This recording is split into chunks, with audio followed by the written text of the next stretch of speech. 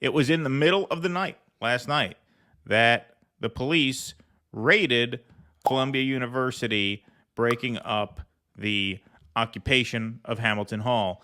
Police arrest dozens of pro-Palestinian protesters at Columbia University. This report from Reuters. New York City police arrested dozens of pro-Palestinian demonstrators holed up in an academic building on Columbia University campus late on Tuesday and removed a protest encampment the Ivy League school had sought to dismantle for nearly 2 weeks.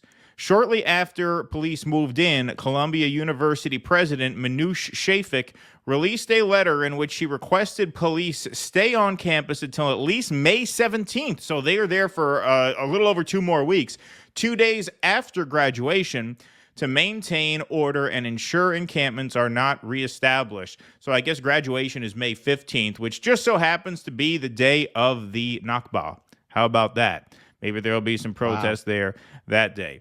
Within 3 hours, the campus had been cleared of protesters, said a police spokesperson, adding dozens of arrests were made. Turns out to be well over 100. I've heard some reports of 300. At the start of the police operation, around 9 p.m. Eastern, throngs of helmeted police marched onto the elite campus in Upper Manhattan, a focal point of student rallies that have spread to dozens of schools across the U.S. in recent days, expressing opposition to Israel's war in Gaza. "We're clearing it out," the police officers yelled. Soon after, a long line of officers climbed into Hamilton Hall, an academic building that protesters had broken into and occupied in the early morning hours of Tuesday. Police entered through a second-story window using a police vehicle equipped with a ladder. Students standing outside the hall jeered police with shouts of "Shame, shame." Police were seen loading dozens of detainees onto a bus, each with their hands bound behind their backs by zip ties, the entire scene illuminated with flashing red and blue lights of police vehicles. "Free, free, free Palestine," chanted protesters outside the building. Others yelled, "Let the students go."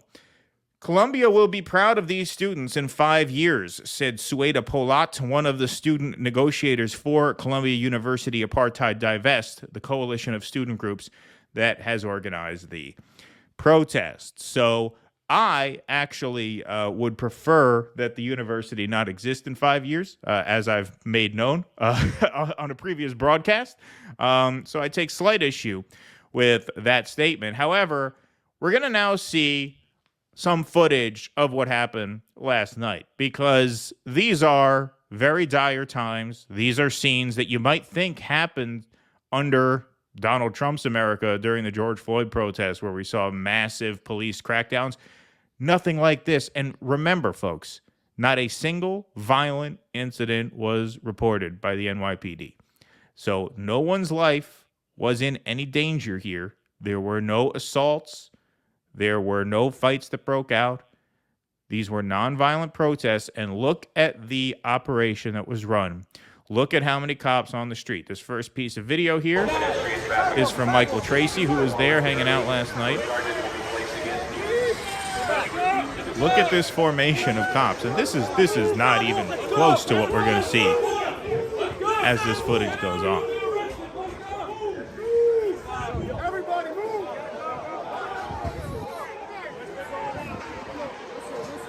Come on, let's go!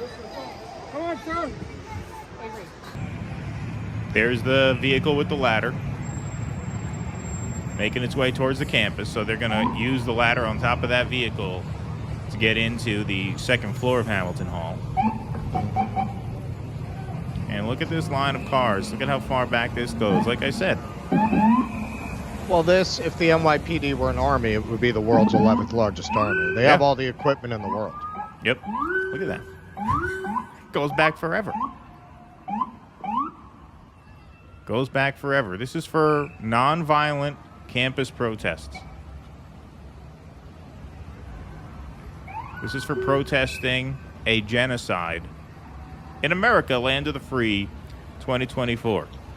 Blue and red, lights and sirens, as far as the eye can see, as far as the ear can hear. There they go. It's a tough bunch of kids there at Columbia. Look at how many people they said. Look at that. Incredible. Incredible. That's up top. Now here they are.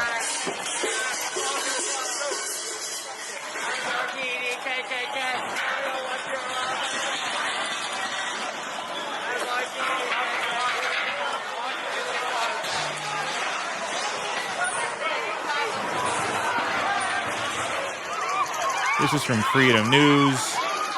What is that? What is that?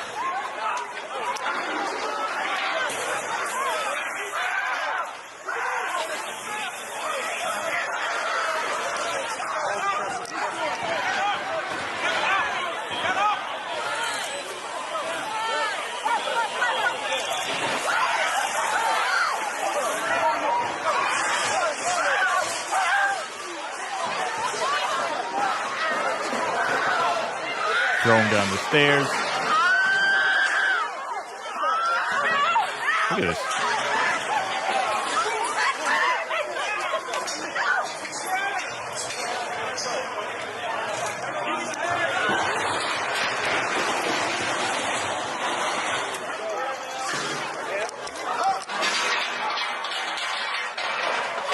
Careful, careful.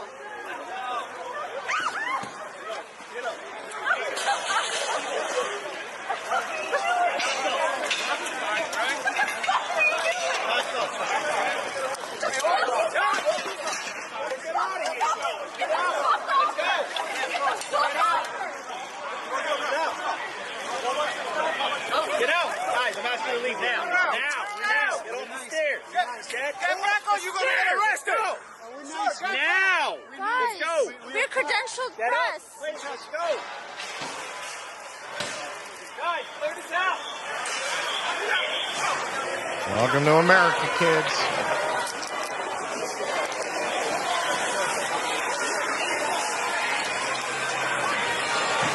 Guys, give me cops over here right now.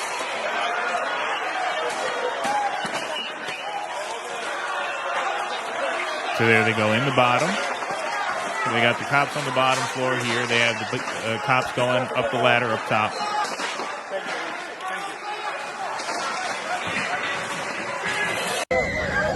Some more. Even more violent tussles here.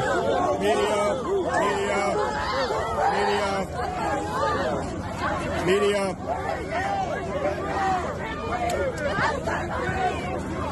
Look at that. Now this is the kids in zip Well, ties. you hear the guy saying media. This is why. Like, you don't even know, even if you're press. Look what they did to the Fox guy. Oh yeah. And that was a Fox guy, man. They probably all watch that channel. Yeah, of course. They not only took him down, okay, you could say heat of the moment, they arrested him. Exactly. And whether you're doing anything doesn't matter. Don't forget. To be none clear, of these, that wasn't New York. That was Texas. Right. But I'm saying, like, none of these kids actually did anything, keep in mind. So if you're just standing there, you know, even if you have a phone in your hand, there are probably people who are not credentialed press who had phones in their hand. That doesn't mean they won't arrest you. They were sent in there to arrest anybody. And Right. I am assuming anybody, like, when I go down, I'm sure I will be covering protests here in New York now that I'm back. Yeah, I mean, I'll be wearing my badge. I'm sure they're wearing their badge too. You just never know with cops, man, especially in chaotic situations like that. No, they could say you're in the way. You're interfering with our work. We have an obligation to clear the area, to arrest people, to make sure this is safe, make sure we can work. They always have a story. They always have a story. And 999 times out of 1,000, the judge is going to believe them over you. So even if you're in that situation, Well, where and, you're pressed, and they know that. And they Yes. know that. You know, but this is something, that's why I'm saying, welcome to America, man. You know, you get arrested if they perceive you as someone who doesn't have connections, lower class. This is part of where a lot of the way they treat black people. It's partly classism. It's the assumption that black people don't know anyone in the mayor's office. They don't have anyone who can retaliate. Miranda warnings? Ha! yeah. Ha! They'll just say they read them to you. I had And cops that- after go I'd ahead. been arrested 2 hours give me my Miranda warnings in the cell. Right. Yeah, exactly. Yeah. And, you know, that brings up an important point. I mean, this is how the cops treat rich kids in the Ivy Leagues who could sue them. Imagine if this were an inner city high school right? I mean, imagine what it would look like then. That's it. Right? That's As if it. this wasn't Right. bad enough. Yeah. Right. And they're only doing this to these kids because they got let off their leash by their masters. They were told to do this. Exactly. Now, here is the NYPD bus full of zip-tied students after they have been taken off of the campus. Here they are greeted by supporting chants from the crowd. This is a kind of moving piece of video here.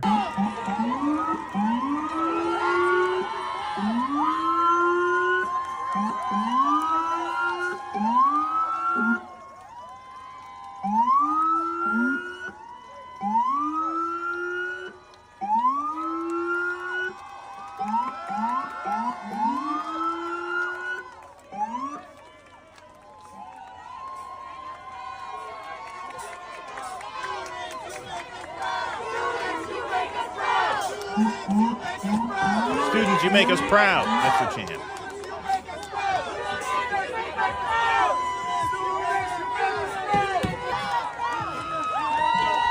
Look at what jerks those cops.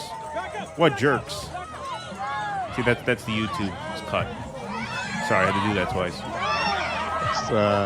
It's the Snyder cut. Yeah, exactly.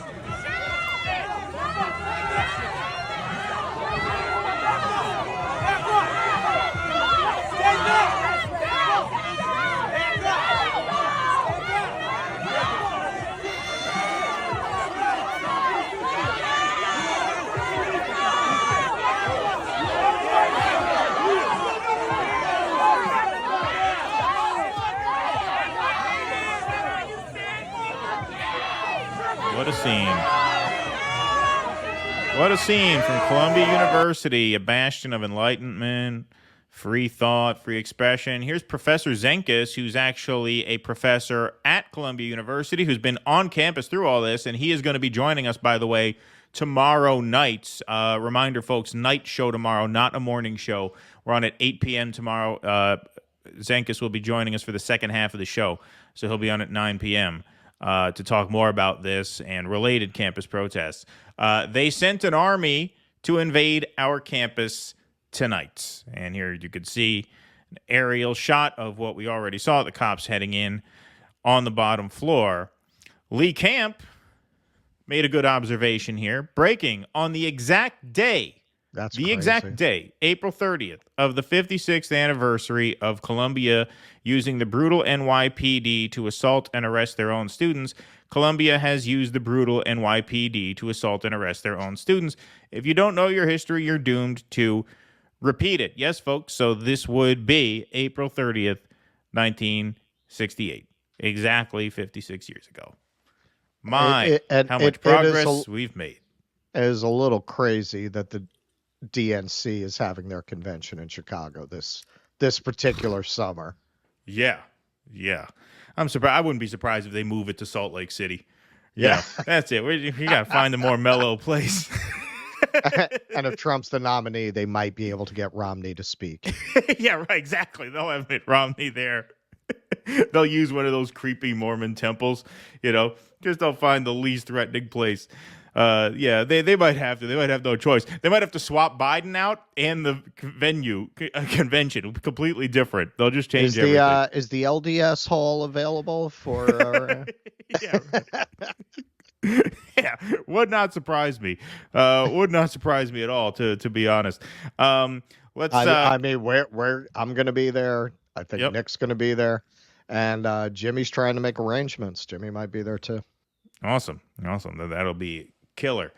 Want to show this here. Michael Tracy, who got that first piece of video of the cops lining up. That was footage that he shot himself. He was there last night. Here he is posting a picture of his Star of David bling here. I've been wearing a nice big Star of David necklace this entire time at Columbia and oddly experienced no anti-Semitic harassment. It's almost like the people who claim to experience such harassment deliberately go around trying to provoke it for social media clouts. Now, here's the cops. Proud of a job well done at the end of the day. NYPD Chief of Patrol. Good morning. It's 2 a.m., Columbia City College, New York. We are finished for the night. To all the NYPD tonight, simply put, great job. Strength and honor to all of you. Go home, crack a beer. Wake up your wife and smack her across the face a few times and get you nice and hard. Then go jerk off and go to sleep and be ready tomorrow for another day in the field, boys. Job well done. Great job by the Blue. Hey, by the way, tomorrow's cop day at Krispy Kreme. Yeah. Unlimited Krispy Kremes, fellas. Yeah. NYPD Deputy Commissioner Operations Kaz Daughtry. Happening now, an incredible scene and proud moment as we have assisted City College, New York, in restoring order on campus, culminating in raising Old Glory once again on their campus flagpole. So this is about, half a mile to a mile north of Columbia University. This is up at City College. Here they are, a proud moment for the NYPD. As Jimmy they has take... a much better office chair than I do. What's that? Jimmy has a much better office chair. Oh, yeah. Yeah, you have to slum it back here. Yeah, exactly. Here they are, taking the Palestinian flag down. This video came with no sound for some reason, so it's not on our end. But here they are, putting Old Glory back up. You know, I remember saying at one point, I forget who the guest was and what the circumstances were, but I think I remember saying something to the effect of, fuck the whole country. And comes to mind again here. Look at here they are. What a proud moment. Victory is won. At City College, everyone, look.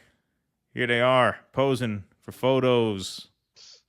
Real fucking proud. That's their Iwo Jima there. Yeah, exactly. Yeah, it's their Iwo Jima. Exactly. We got more. Okay, so that was on the East Coast. Hundreds of cops cracking the heads of protesters who, according to the cops themselves, did not commit a single act of violence over the course of their encampment/occupation. 3,000 miles away at UCLA was a different scene. Plenty of violence here. From who? Pro-Israel counter-protesters started tearing down UCLA encampment barriers and screamed "Second Nakba," referring to the mass displacement and dispossession of Palestinians during the 1948 Arab-Israeli War. Per the LA Times and some other Twitter handle that I can't read from here, on the scene with another video. So let's take a look at the good guys, everybody. Don't forget, these are the good guys in the empire. I am sure Mika is going to be shitting herself about this footage. Yeah, these are the good guys. And look at no cops in sight. No cops in sight. The cops didn't get to this campus until the next morning. No cops here. Here we go. You're gonna block Jewish kids? Yeah, let's see you. We're fighting back, bitch. So you see the encampment says Jews for Palestine. Terrorists, you can drop me out, station. These are the Zionists.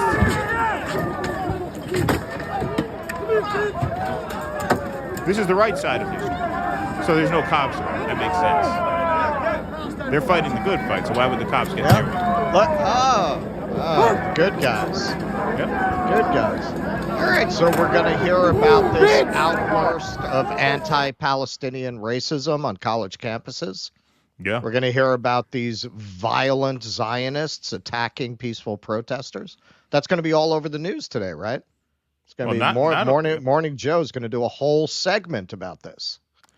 Well, not only are they anti-Palestinian, look at what that sign says. Jews for Palestine. With a little actually, peace sign. Anti-Semitic violence with a peace sign on it, actually. With a peace sign.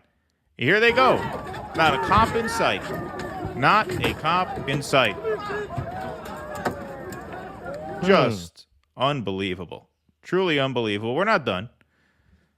Breaking. Pro-Israel protesters shoot more fireworks into peaceful UCLA encampment. One student reportedly injured and carried away. The cops allow this. So far, the Israeli supporters have been assaulting women, screaming the N-word, using pepper spray and fireworks. No punishment. Yep. Take a look at this video. Yep, and God help the pro-Palestinians if they had fought back against this. God help them. Oh, yeah. The cops would have been all over them. They would have loved that. Both sides. We think the pro-Palestinians provoked them. They were screaming anti-Semitic things at them. Yeah, exactly.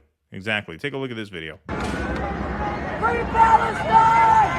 Hey! Hey, get this! Watch out! Watch out! Look at that.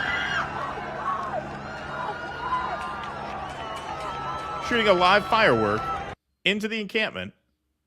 Watch out! Watch out! Not a cop in sight. You see any cop presence there? Any police presence there? Whatsoever. That's America. Yep. That's America. Yeah. That's all there is to say. I mean, how blatant does it have to be? How obvious does it have to be? This just puts it all on camera. I mean, it's very funny. We've said it before, and we really talked about that a lot yesterday.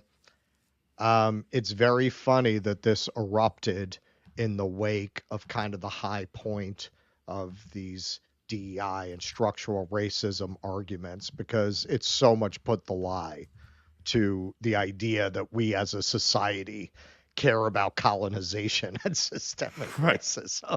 Yeah. Like, as soon as it started fucking with our geostrategic vision, as soon as it started fucking with our money, the money for the arms manufacturers, that's it, man. Now you see the true face of power. And this is what we've always said. This is what we've always said about it. Some of those ideas I actually agree with. And some of them I don't, but some of them I do.